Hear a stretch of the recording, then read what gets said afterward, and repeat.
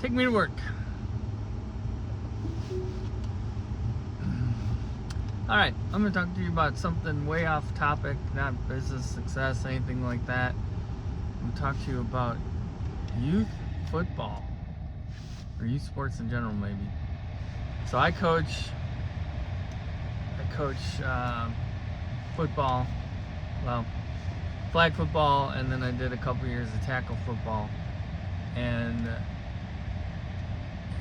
talk about crazy situations. I mean, you've got a board that controls the league and everything in it, and then you've got, parents, coaches, and then kids. Kids are like the ancillary thing in the whole equation, but the whole thing is supposed to be for the kids. But it just becomes this big drama, politics, wrap-up thing. It's just insane. So my son, he's 13, he's been playing tackle football since he was 5 in the Pee Wee League, and then flag football a bunch of years too. But starting out, I was very not involved at all. There was just stuff, I would just go to the games. I really wasn't really involved with the practices. My wife would go to the practices and sit there with the other parents and watch practices like every night.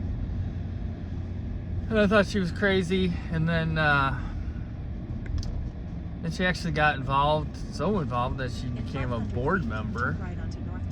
And she started out as the fundraiser chair, and then she went on, she did like spirit wear or whatever, like the clothes and stuff like that. So she just recently finished her tenure, so now she's no longer on the board. But just the crazy drama. And then 3 years ago, they started the Flag Football League with the junior program, and they were short on coaches.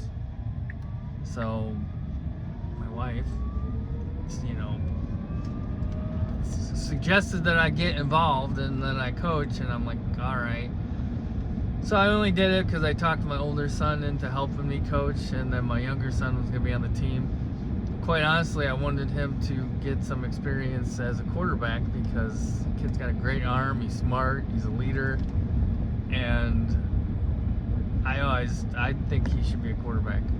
And so that first year, I think he became a quarterback. I mean, we went 6-1-1. It was a team that it was just whatever kids signed up at that age group, and we had a few talented kids, but we had a lot of kids that weren't very talented, and we actually did really well. And I think my son really found his footing and his confidence as a quarterback. And then the next season, I coached flag again, and the league that we're in, or the team that we're playing with, will let you form your own flag football team as long as you can get 10 kids.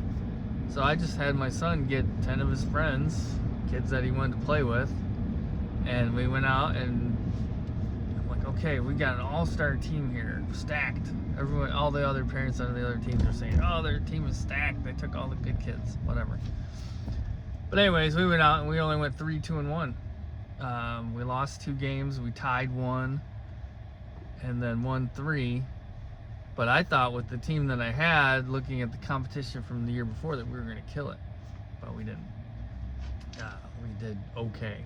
We had a winning record. No other team in the flag football program for our junior team even had a winning record. So I guess that was something to be said. What happened was, though, is that I didn't know how the age groups were going to work, so they put 6th and 7th graders together, and I had a bunch of 6th graders and a couple of 5th graders. So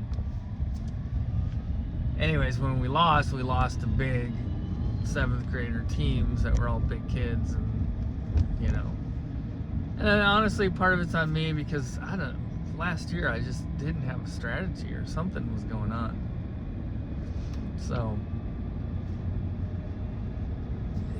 I don't know. But anyways, the drama with the junior sports, it's pretty crazy. I mean, there's things that go on where, you know, the board makes decisions that just don't make any sense.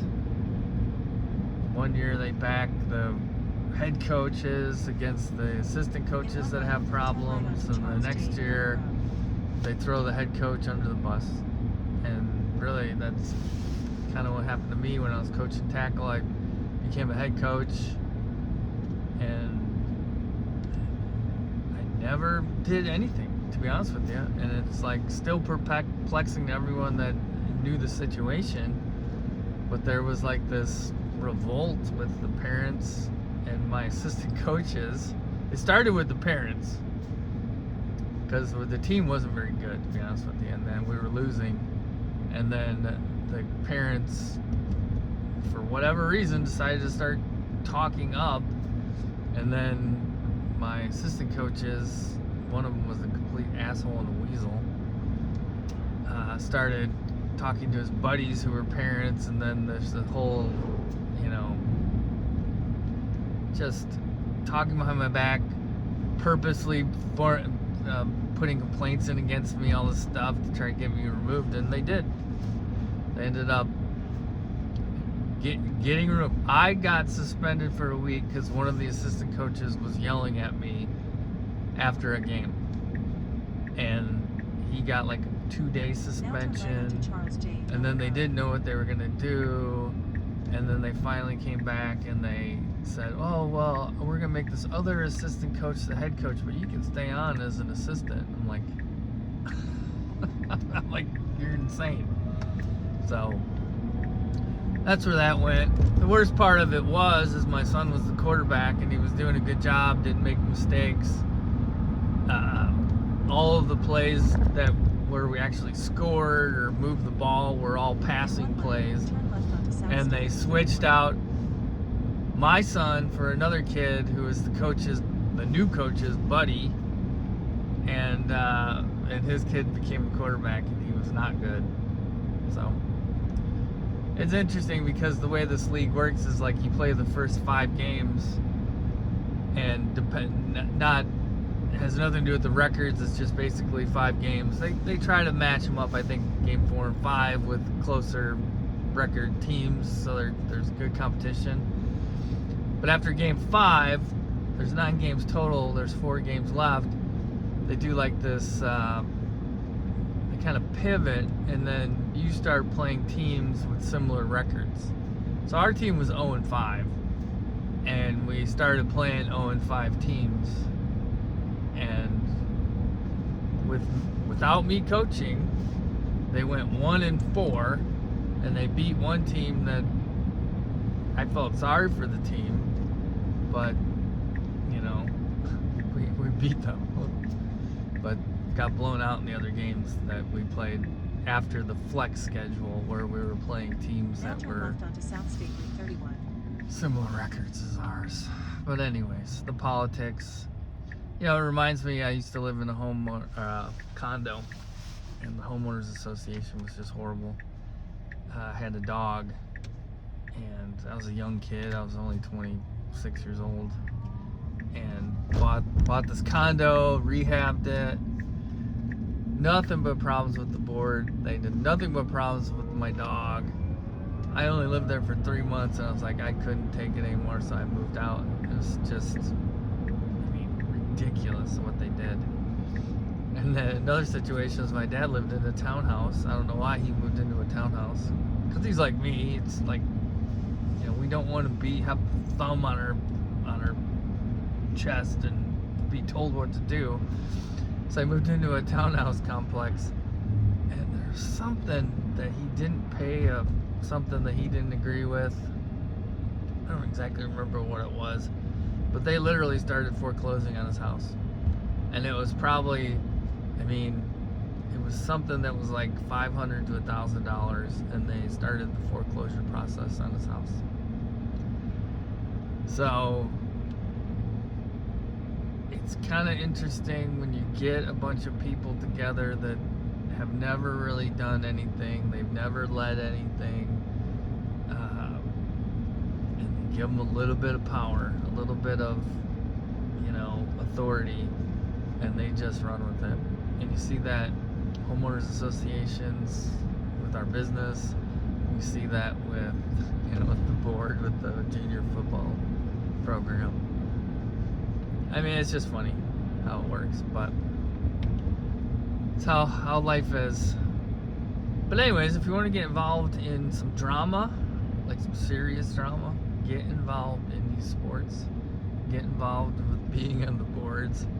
I mean, and I don't think it's just our program. I've heard other parents talk about other towns, and just, the things that go on are just really insane. You wouldn't believe it. It's for the kids. It's for the kids. But the parents just get in the way. I mean, they really do. So that's all I got today. I don't know. I didn't have too much to talk about business-wise. Still working on my website. Still working with the Claude AI. Still getting things going with the contracting business. So I'm heading to training right now. We're gonna learn about shingles and garage doors. So it should be exciting. You have a great day, and I'll talk to you tomorrow.